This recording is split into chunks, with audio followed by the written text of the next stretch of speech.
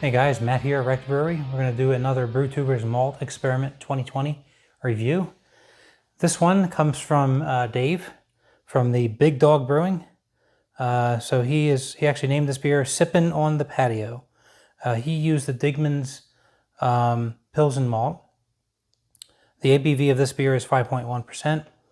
And some stats on here. It's brewed on July the 11th, kegged on July 23rd, canned on August the 2nd. OG was 1051, final gravity is 1012.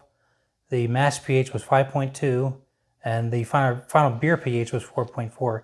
And of course, he aimed for the IBUs of 37, which is what we all tried to do.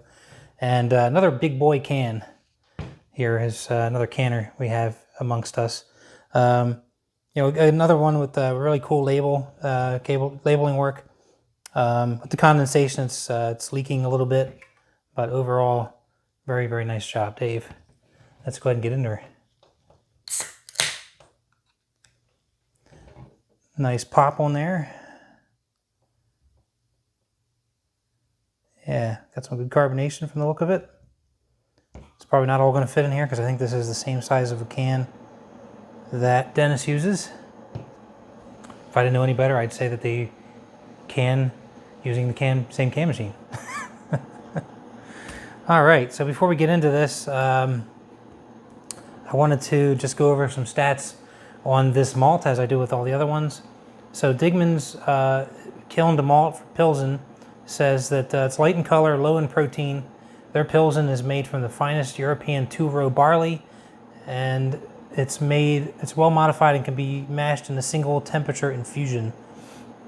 Due to its high enzymatic power, it can be used up to 100% of the grain bill in all types of beer. So the Lovibond color on this is 1.4 to 1.8. The flavor is mild and malty.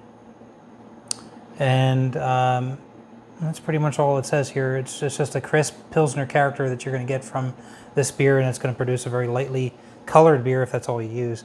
And I would say that this is probably, so far, the lightest beer that I've tried. Very, very light. Nice pale color.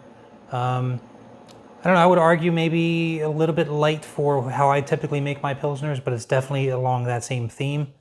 Very clear looking. It's got maybe a bit of a chill haze, but it's pretty clear. I could see right through it. It's got decent carbonation on it from the look of it. I can see the bubbles streaming up, but not so much so that it looks overcarbonated. Looks really well balanced that way.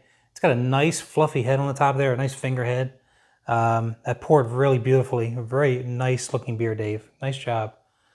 And very, very clear again. And very inviting. Let's go ahead and get a nose on it. Yeah, so you definitely get that, it's hard to describe, but you definitely get that Pilsen scent from it. It's definitely letting some of the hops shine through as well. You can definitely smell that it's a little bit malty. And I can certainly get a little bit of characteristics out from those Sabro hops. Trying to think what I might get out of that. I might be getting a little bit of a breadiness smell from this. Very little bit. Not as much as what Nikhil's Optic was, but it's definitely there. And again, I can smell just a little bit of those Sabro hops. It's not overpowering. This is just a very nice, sort of light scented Pilsner, essentially. So let's go ahead and give it a taste. Cheers.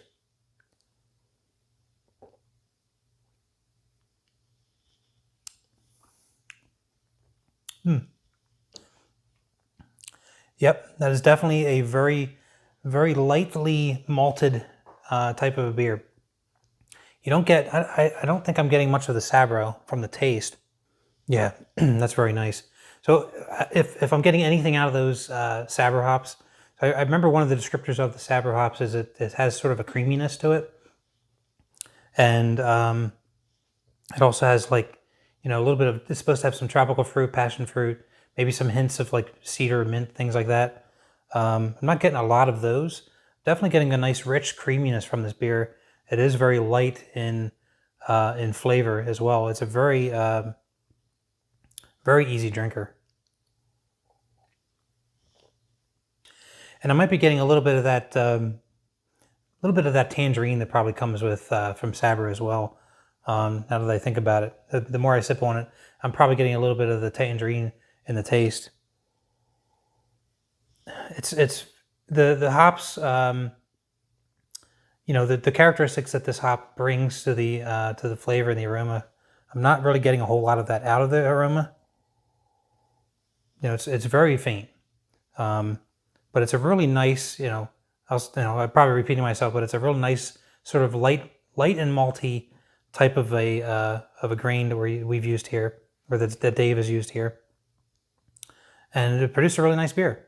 I think if I were to use this grain, and I were to try to make a Pilsner with it, because being this is Pilsner malt, and I wasn't getting fancy, I just wanted to make a straight Pilsner with this, I would probably just up the hops on it just to get them to pop a little bit more. But this is a really nice malt to use in, well, like they said, any style of beer, and I would agree. You could probably use this in anything. And it's real nice and light too, so it's not really going to change the color of anything that you're adding it to. So it's a really nice thing to work from and build up into what you're looking to get. So nice job, Dave. Really enjoy this one. I'm going to go ahead and finish this off and polish off what's in the can as well. In fact, I'll go ahead and probably top this off right now.